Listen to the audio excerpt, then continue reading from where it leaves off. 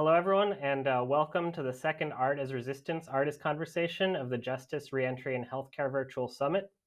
On behalf of the Institute for Community Justice, I'd like to thank PhillyCam and the rest of our sponsors for making this possible. So, almost any successful movement to change the world has been associated in some way with art and personal expression. We can't imagine how the world ought to change without being rooted in the experiences of the people most affected by the elements that need to be changed. And we can't accurately reflect on where we are as a society without seeing and feeling the memories and dreams of people who might otherwise be marginalized from having an impact on the world. These are vital roles that art provides for movements of change, and why art is not only relevant, but essential to the work of ending mass incarceration and seeking justice and reentry.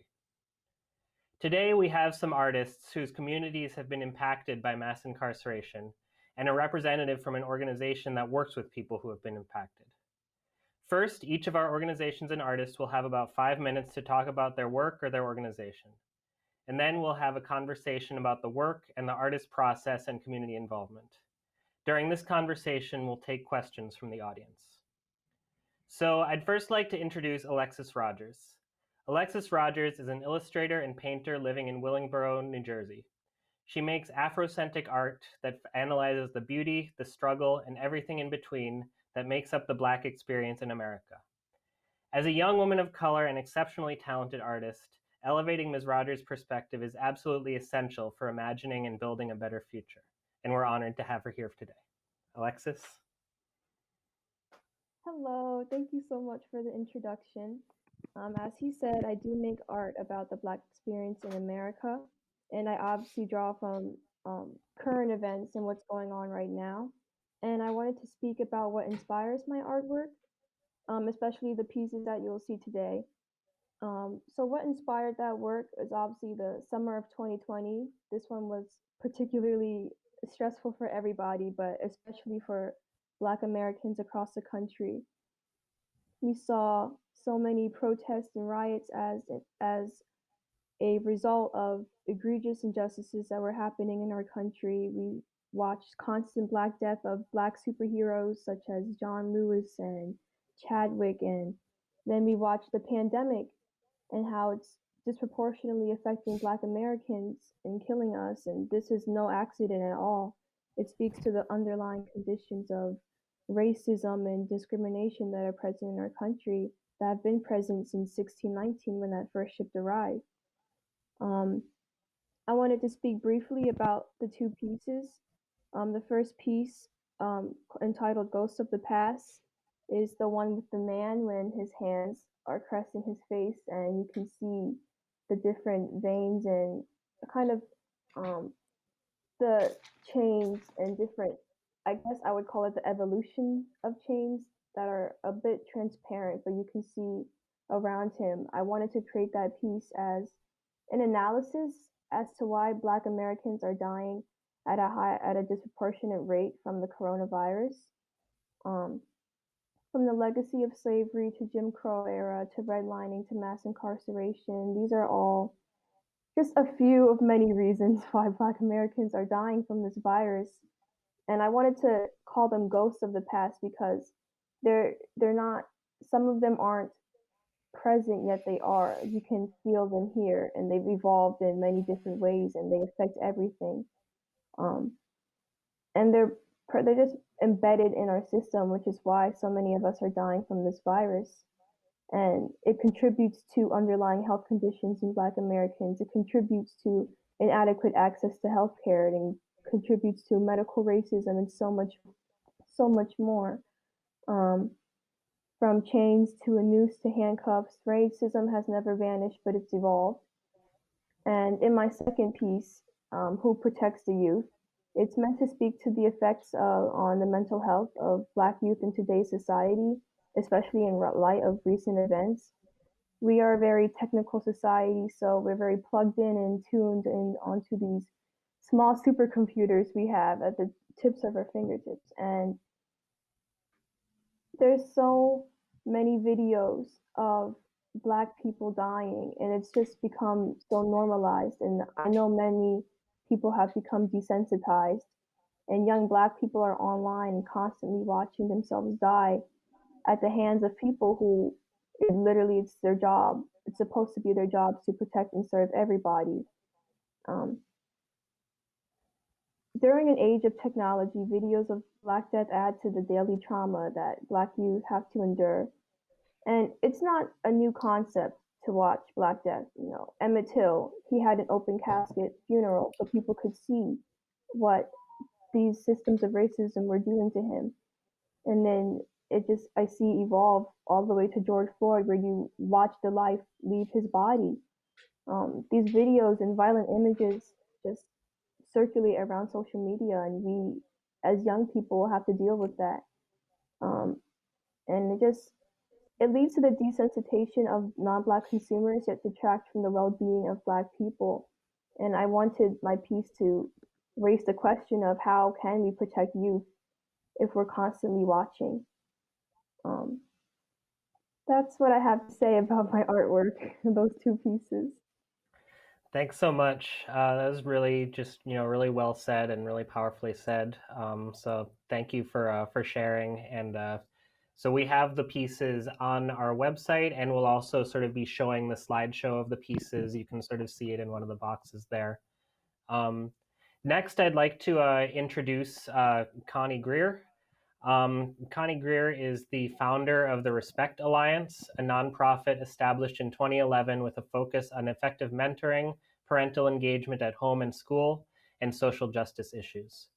The Respect Alliance has for the last 8 years served directly in correctional facilities and on organizational boards for youth and adults in the areas of education, empowerment, and redemption. Ms. Greer advocates for justice and educates society on the realities of the criminal justice system, the school-to-prison pipeline, and reentry.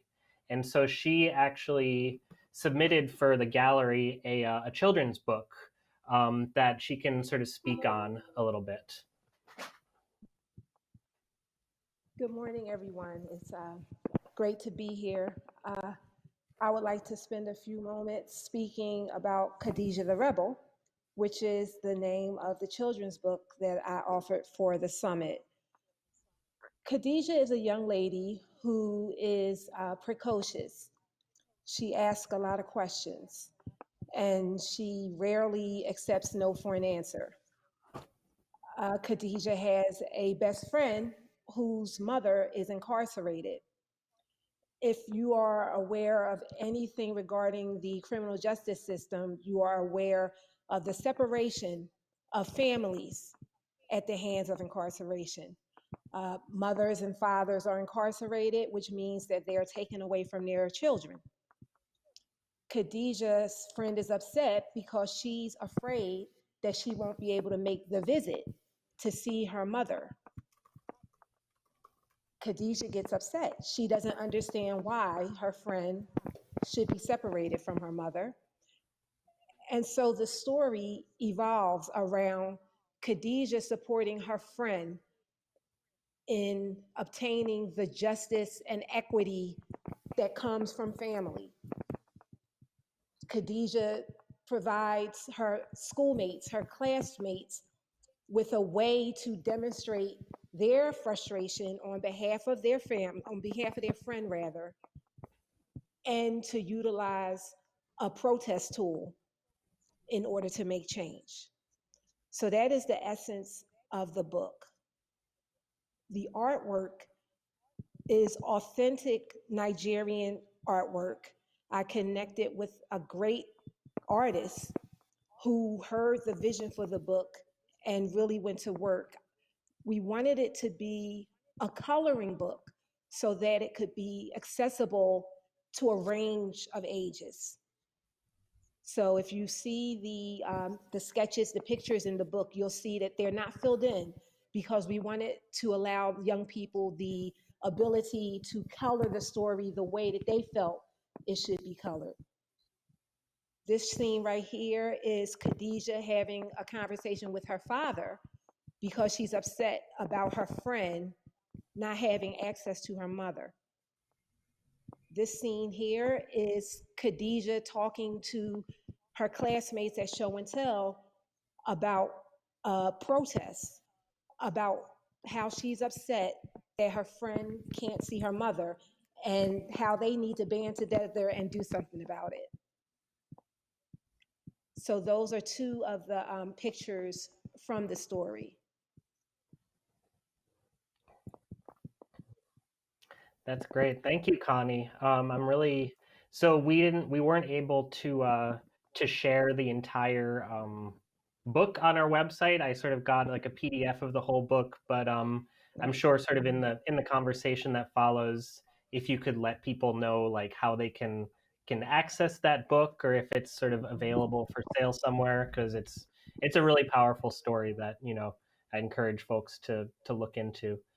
Um, so finally, I'd like to introduce Courtney Bowles. Ms. Bowles is with the People's Paper Co-op, a women-led, women-focused, women-powered art and advocacy project at the Village of Arts and Humanities in North Philadelphia.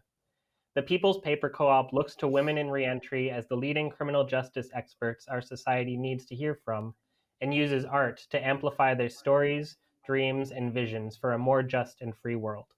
So, Courtney.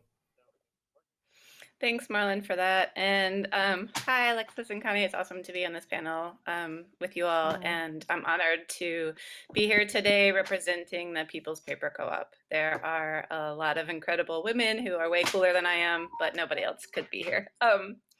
So the artwork that is part of the Resistance Gallery this year is part of our ongoing collaboration.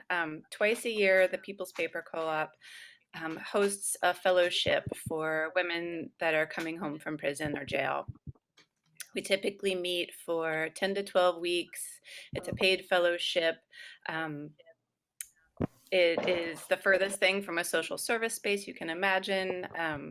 Days will look like, you know, anything from doing yoga to learning about healthy food to making each other cry and laugh incessantly. And mainly it's a space for building trust, building support, and looking to women with lived experience as the experts that our city needs to hear from to change policy. So for the last 3 springs, we've partnered with the Philadelphia Community Bail Fund.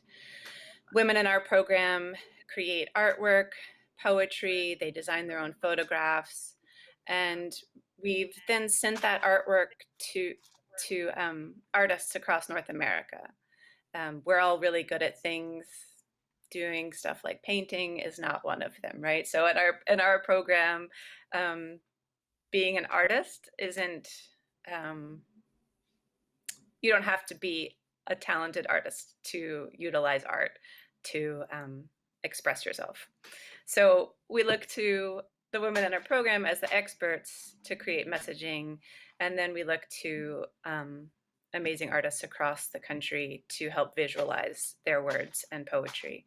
So we send all of his poems, all of these photos to the artists, and they came up with a rough sketch, and then communicated with the women in our program, made sure that they were on the right track, right? So the image that's showing now is a local artist, Kalyangi, who's really awesome, and these are, the words are from poems that women in our program wrote.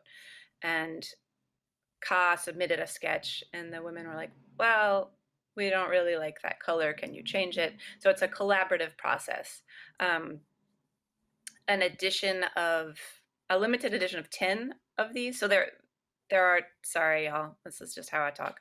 The artwork was then sold. So 10 artists created beautiful imagery, and we used the artwork to raise money for the bail fund. So in less than 2 weeks, the artwork was sold across, just on a digital platform. We sent out digital posters to people, and we raised $44,000. After the uprising began, an additional $17,000 was raised in 3 days. All of that money went to bail out people who had been arrested during the protests, and the previous money went to bail out moms to be home with their families for Mother's Day, where they belong. So this is an instance of literally using art to free people, which is, something that art talks about all the time. But the women in our program were able to use the art that they created to support an incredible cause and utilize their experience to make a dramatic change in the lives of people and bring an awareness to why cash bail needs to end. That was terrible, Cool. but No, that was hopefully you got the gist. no, that was wonderful. Thank you for sharing that. I got a little emotional because I was actually sort of involved with some of the support for people who were protesting, and so I didn't know that you all had raised so much to help out with the bail fund, and so that's just truly amazing. I mean, sort of speaks to the role of art, and actually speaks to the sort of opening question that I was going to sort of provide, which was what role do you feel that your work or the work of artists that you work with or the community work that you do plays in this movement for Black lives that we've seen emerge forcefully across the country in this past year to reform or revamp the role of the police and justice system and end mass incarceration? I don't know if any of y'all can speak to that or even discuss. I think that my work has a dual purpose. As a lifelong educator, I feel that the work has the opportunity to educate not only young people, but the adult people who love young people on some of the circumstances around incarceration, the circumstances around the injustice of the separation of families. But a second purpose of my work is to uplift and recognize the power of youth. Oftentimes, adults feel that if a young person has an idea, if a young person has an issue and wants to protest, they should be overlooked. Oftentimes, young people often occupy a marginalized space, much like many of the marginalized groups that suffer from incarceration. And so I feel that the work is an opportunity for young people to see that you're never too young to have an opinion or to make a difference. Thanks, Connie. That was really, really well said. Well, speaking as for the resident youth on the panel, Alexis, I don't know, is that sort of something that you see as how do you see the role of your art and your work kind of engaging with the work, the movement and things that are going on right now? I would say that as a young artist, I would say that my art is giving me platforms to speak on social issues. Had I not created any art, I wouldn't be here right now speaking about it. And I've had also other opportunities to speak about what's going on. And I also believe it just gives people an outlet, it gives myself an outlet and also others to process what's going on and to talk about it. I'm not doing any huge projects like these two wonderful people here are doing right now because I'm a little younger. But I am having these casual discussions with people over artwork because not everyone always knows how to speak about race, how to speak about social injustice, but people know how to look at art, and art is up for interpretation, and art always leads to discussion, and discussion is how you make change. So that's how I would say that my art contributes to the greater idea of working towards change. That's awesome. That's a really great. Oh, did you want to speak to that, someone or? Yeah, I was just gonna Alexis, say oh, sorry, Connie. No, go ahead. No, go ahead. We can take turns. I was just gonna say to your point, art is an incredible tool, and it often allows us to trespass into spaces that don't always want to have conversations about the ramifications of the criminal justice system. And so I feel like in this country, there are over 70 million people with criminal records. That's more than the entire population of France. Um, Bringing attention to the injustices associated with that, associated with race, associated with the innumerable types of discrimination that people are faced with. Being able to use art as that tool to amplify voices that have been systematically silenced and to trespass into those spaces is really important. And I appreciate how you said that much better than I did. Thank you. Thank you. Yes, Alexis, you say that you're not doing great things like these two other ladies because you're younger, but you are doing great things because art is a therapeutic way to allow people to process their feelings around injustices, but also a way to spark action. So you creating the art that could have sparked the mind to make change is amazing. Thank you. Yeah, I definitely want to echo that. I mean, people change their minds over like a period of a long time. And I'm sort of like in kind of somewhat organizing work. It takes people hearing the same message in small ways from a lot of different places to sort of change their mind fundamentally.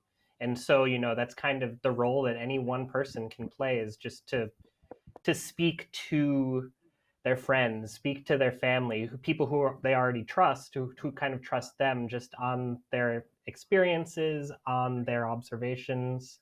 And movements are comprised of like lots of little disparate sources building into a large thing. And so, definitely want to sort of emphasize what Connie and what Courtney are saying there. So we have one question actually, and I knew this was going to be a question, but Connie, where can we get your book? Yeah.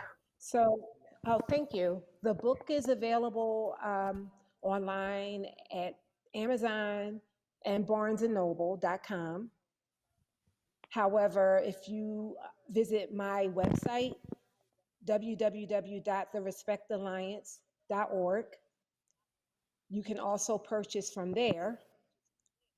I say that because purchasing directly from me gives me a larger amount to contribute to the Community Bail Fund. I forgot to mention when I spoke about the book that I have a partnership with the Community Bail Fund. So a portion of the proceeds are donated to the Community Bail Fund as well.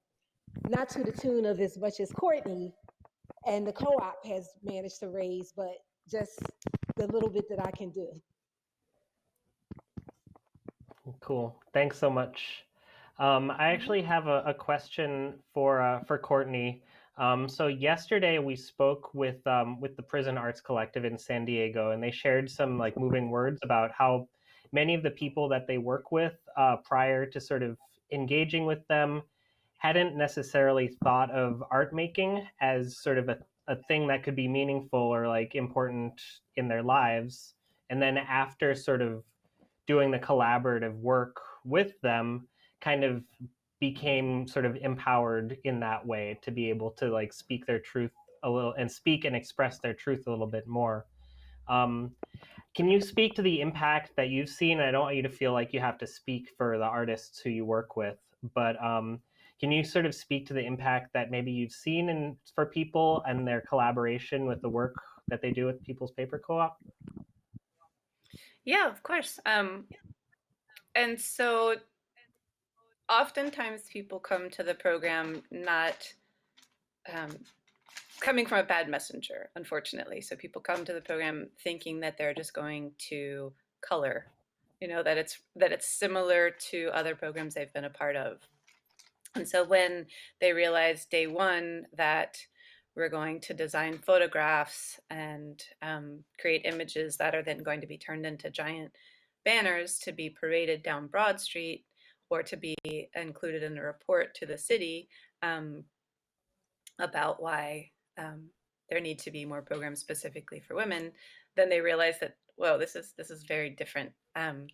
So also, people are often asked in any program about their story. It's a very extractive process and can be re-traumatizing to people. And so people have come to the program expecting that to be the case. And we never want to do that to people. We never ask people their story. If people choose to share, that's very different. But I think creating a space where people can, are encouraged to not apologize, but demand what they need, has been extremely empowering to folks in the program. And as a result, people don't, as I was saying earlier, people don't have to consider themselves artists prior to being in the program, but it's structured in such a way that, if you're not a poet, we have worksheets that everybody fills out and combine them to create collaborative poems. And the resulting poem is something that none of us could have written on our own, but collectively, it turns into something extremely powerful and beautiful. And yeah, we've been really privileged and grateful that everyone in the program has had solid experiences and been really proud of their work, to see it in the innumerable ways it shows up. Did that answer your question? Yeah. No, yeah, that was a great answer to the question. It's just, it is really interesting how we don't really have this sort of like notion of like what art is and what art can be for people, like, especially, like, I don't know, especially growing up sort of struggling in some way, art and the arts are almost seen as like, oh, you want to do that, like that's not going to make money, that's not going to whatever, that's not going to positively improve your life. And so being able to engage with art in a way people see, oh shoot, like this is really important and really impactful and meaningful. Yeah. And one of the things, I'm sorry to interrupt your quote, one of the things that like is an integral component to our artwork is, so those images that you saw, women in our program are exposed to a lot of different things, and one of them, we often try to help people get their criminal records expunged. And so we're called the People's Paper Co-op because we make paper, and the images are printed on paper that the women made out of their torn up criminal records, right? So the whole images are imbued with just taking something negative and transforming it into something powerful, and then including your powerful image on top of it. So I forgot that pretty integral part of the work. Cool. Yeah, that's definitely super meaningful, transforming a negative experience into something positive and like forward moving in your life is just so important. And like, getting through, being able to engage with and move through and move past trauma. So Connie, I have a question about so the book that you wrote, the Khadijah the Rebel, it's really impactful largely because of this like positively portrayed strong young girl sort of dealing with issues that are like very common but also uncommonly represented, which, having a family member who's incarcerated, but it describing it in this sort of positive, uplifting sort of way, in terms of this character. And so can you speak to maybe your inspiration for creating the character of Khadijah and writing the story? I have both a personal and a purposeful inspiration for Khadijah. Had I had a young lady, had I had a child, her name would have been Khadijah. Unfortunately, but fortunately, I am the mother of twin boys. So Khadijah's name has resonated in my head for over 20 years. when I wrote the character Khadijah, it was after 20 plus years of working with young girls as a mentor and a teacher, and understanding that young ladies are often, as I said earlier, marginalized. Their opinions are often discounted. They're often sought as a second opinion as opposed to the first opinion of young males. And so building the character of Khadijah came out of the inspiration of the Prophet Muhammad's wife, Khadijah, who was an entrepreneur who financially supported the Prophet Muhammad, peace be upon him, while he pursued his religious studies.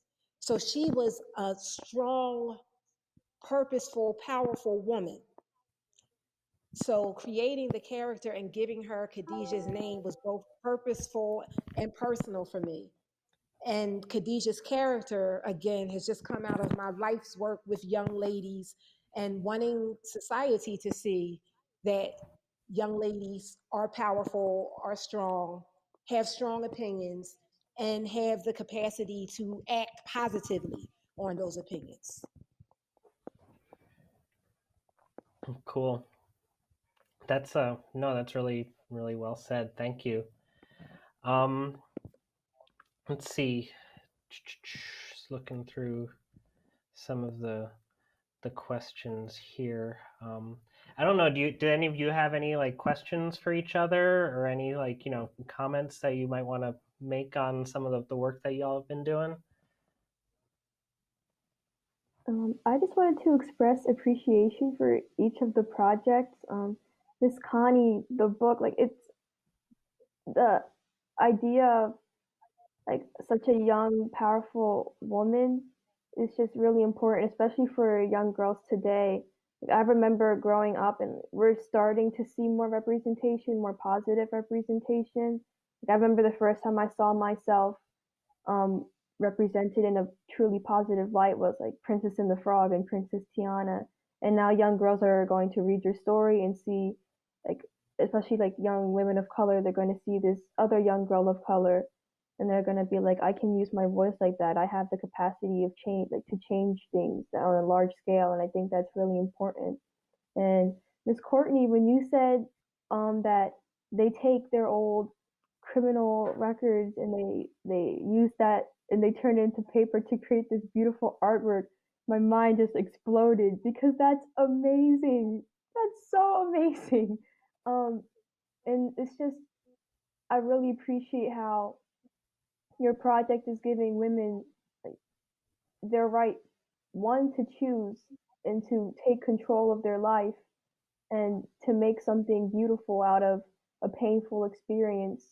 I think that's so revolutionary and so transformative, and just I really appreciate being able to speak with you both about your projects. It's just truly amazing. So thank you for all that you're doing and just paving the way for young women to come up and like being such amazing role models, because these projects are just mind blowing. Thank you. Alexis, that means so much. Thank you. And I think all of our work is about transforming narratives, right? Like not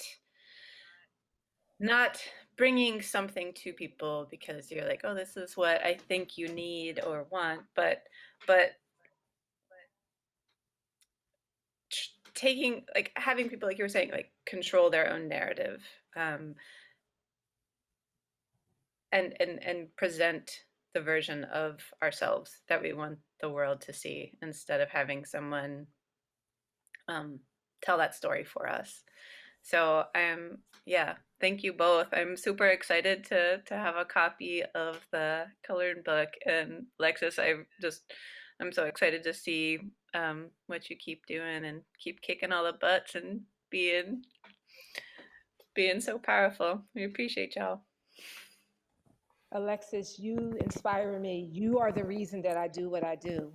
I work with high school students now. And so I know that you're not that far removed from that age group. So high school young ladies having someone like you to aspire to, not only as an artist, but as a young woman who has taken control of her narrative in terms of her life's work and is making a difference in society with that. That's major. So you're beautiful, and I appreciate your kind words. And Courtney, I appreciate your work, not only because it's raised so much money for the Community Bail Fund, but the co-op's work in general, for years and years has served the purpose of uplifting and empowering women in a way that is inclusive and not directive. And so I appreciate that about the co-op. So thank you for sharing your latest project with us. I appreciate being on the panel with you both as well. Yeah, likewise. I mean, I appreciate, and on behalf of ICJ, thanks y'all for moving through this process with us and for being on the panel. You know, this has been a really great conversation. So a question for Courtney. So People's Paper Co-op collaborates with sort of folks who have been impacted by mass incarceration, and I know that you spoke a little bit on sort of the nature of that collaboration, right? So some folks like write poetry, some folks do like sort of the artwork, and I guess just could you speak a little bit more to just the collaborative process that you share, sort of both as the organization and then with sort of all the women who contribute to each piece that is created? Yeah, so it looks differently because we're the spring cohort are our main project is that project for the Community Bail Fund. But past examples have been women in our program interviewed over 100 women in reentry and asked them, what do you need to thrive, not just survive when you came home?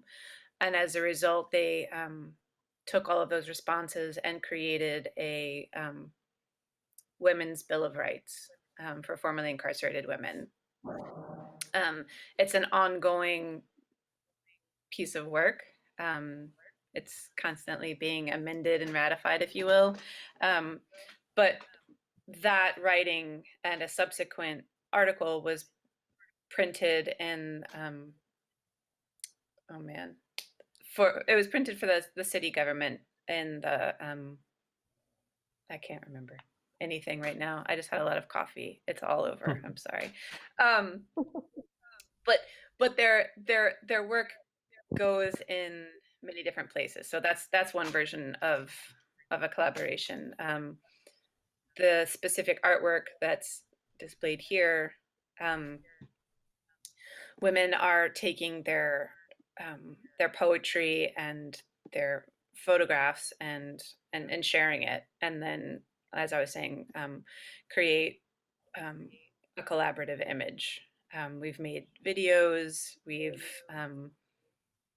all of the artwork that we create gets turned into a million different things. So it's turned into banners that get paraded down Broad Street. It gets basically the women in our program are looked to as experts. So sometimes people will say, "Hey, we would love for the co-op to make a holiday card." So last year for Community Legal Services, the women in our program were hired to create a holiday card for Community Legal Services. That's, we held a workshop specifically after the program had ended, because people, once they're part of the program, are always invited back and always part of the program. And we made that card together. I don't know, I kind of forgot what your question was, to be totally honest. Sorry. That's all right. Rambling. No, I mean, I think, sort of the answer that I was thinking of is that, like, I mean, obviously every collaboration is different, right? Like sort of the details of like how every collaboration works is different. And so then sort of, I think you maybe spoke to or expressed the role of the organization being to facilitate whatever kind of collaboration needs to arise, like to figure out what needs to happen between the people who are involved, and not to like, you know, say this is how it has to be done each time. Right. Totally. But Yeah. yeah, you know, I think that, Yeah, and we I think never. that's beautiful. Thank you. And Yeah. and yeah, the we're trying just to never impose, right? So it's Mhm. always the each cohort is completely different. Mhm. We ask people at the beginning what they're interested in learning about, and so then we try to bring in like powerful women from across the city who can um, teach classes on those specific topics, and then intermix between that we have yeah, like yeah, it depends. It vacillates in a million ways, and I can't even begin to explain it succinctly. But um, it's it's an amazing process, and I'm like beyond honored to work with so many incredible humans all the time. So Cool. Thank you. I just actually let's got a message first. from my director, Ms. Asada Thomas, who wants to personally thank each of you for being on this. Y'all have just been doing a fantastic job with the work that you've been doing and with sort of the conversation. So on behalf of Ms. Thomas, thanks everyone. Thank you. Hi, Um, Asada. yep. Yep, she's laughing in the next room over there. Uh, all right. So yeah, I'm trying to think if there's anything else that I have prepared, or if we've sort of covered most of the things. Um, Yeah, I mean, I guess Alexis, you sort of spoken to having like the sort of the conversations, like the one-on-ones that you might have with friends and family, just about sort of about your work and about sort of the like how it connects to kind of like the broader conversations and movements that are happening. I don't know if you sort of can speak more to if like, you know, what people's like responses have been in sort of when you're like talking about your art, sort of what are like some of the questions that people often have, or what is like how did the conversation look? Well, in my art, I use a lot of symbolism, and some of it can be quite literal, and some is more abstract. But usually, my goal is that people look at it and try to draw their own interpretation so that they come to me and speak about it. So like with these specific pieces, I've had conversations where people are like, "Oh, like, well, what do those?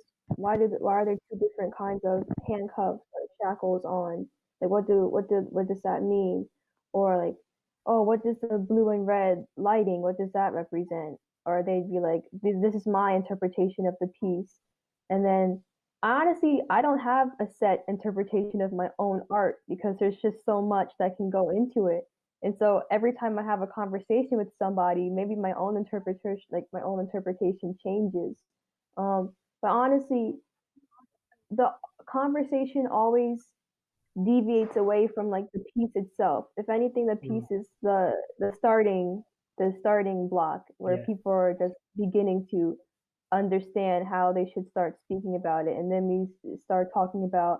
we go from talking about art and colored pencils to the implications of mass incarceration and how it's an evolution from slavery. Like that's how those conversations go, Yeah. and that it's usually very very nice, just to be able to have that kind of impact on people because I decided to pick up a pencil. Um, Mm, to you see a light come on and you see people begin to connect the dots and you see a passion start to grow because they want to learn more, they want to become a better ally or more well versed in the topic of race and social justice. Um, I hope that answers the question. I don't really no, know if yeah, it did. that was really interesting. Just, you know, I think it sort of speaks to the point that you like said originally, which was kind of like looking at art can spark the conversations that we might not necessarily know how to start otherwise, right? Because Mhm. it's such like there's such like large topics, and they're so kind of like fraught with, you know, pain and historical trauma, and like, you know, but you can sort of enter into those conversations through art, I think, in a way that I can't fully articulate why or how that happens, why art can be so much more effective than just like coming at Mhm. something directly.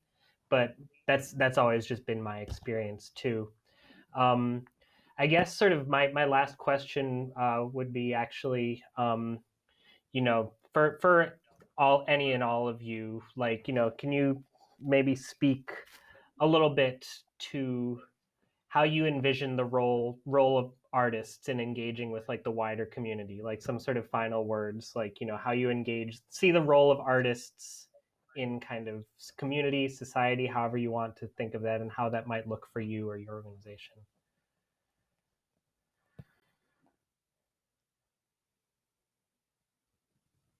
Mhm. It's kind of been the topic of the whole conversation, so, you know, don't feel like you need to sort of come up with anything new, but just like to close out the time, Mhm. because we're almost at the end. Yeah, that's a hard Um, question, and I feel like everyone has been answering it so Yeah, beautifully throughout I this know. conversation. Um, I just, you know, again, on behalf of the co-op, I feel like being able to utilize art as a tool to spark conversations is one of the most important things that it can do to Yeah. um, remind people. You know, people often use that term humanizing, which I think is a disgusting term because everyone is already a human and we're not trying to humanize mhm. any stories. But um, I feel like art can function as a way to just remind people that we're all it sounds so trite, but like that we're all experiencing similar things, and it functions as just yeah, a tool to an accessible way for people to understand stories. um yeah, I coffee think if and we look, I are not. if we looked at the role of the artist in society, if we had to ascribe a role, I would say a translator. Like an Mhm. artist, like literally translates the pain, the pride, the joy, the anger experienced by our society. They translate it into a piece of art. And when you look at that art, there's all this history behind why the art was created. So I would say that an artist is kind of like a translator. Hmm. Mhm. Yeah. Um, just to quickly speak, because I'm conscious of time, I would say that artists are, if we had to describe a role, I would say that we're change makers because there's so much you can do with art. You can use it as a way to encourage healing. You can use it to start conversation. As it's such a powerful form of protest to art, um, Mm-hmm. and you can use it to like create effective, tangible change in the way that Miss Courtney and Miss Connie are doing, where they're taking their art and they're turning it into money so we can support the bail funds and that kind of stuff. Like that's tangible, physical change, and I just think that any form of art is just so powerful and just creates everlasting change. And yeah, it's always interesting to see how it evolves and just how powerful a pencil can be. Um, but yes, we're change makers, making change in real time, which is really exciting. Nice. Nice. Well, on those words, change makers, artists as Mm-hmm. change makers, making change in real time. Um, yeah, I'd like to thank everyone for being on this panel, and stay tuned for the afternoon session. It's going to be a great session. We have Dennis Febo, who's the organizer of the Amend the 13th New Jersey movement, which is seeking to amend the 13th Amendment, which was sort of had the caveat for like prison labor, as it ended slavery but had the caveat for prison labor, And so his work is seeking to amend that 13th Amendment to like remove that caveat. So, you know, we don't have prisons as kind of like the sort of modern day slavery. So I encourage everyone to attend the afternoon session starting at 1 o'clock. And yeah, thanks everyone for tuning in to the Art is Resistance on Wednesday. And thanks to the panelists for being part of a great conversation. Thank you for having me. Yeah, thanks for including us. Mm-hmm. Yeah. Thank you. Bye.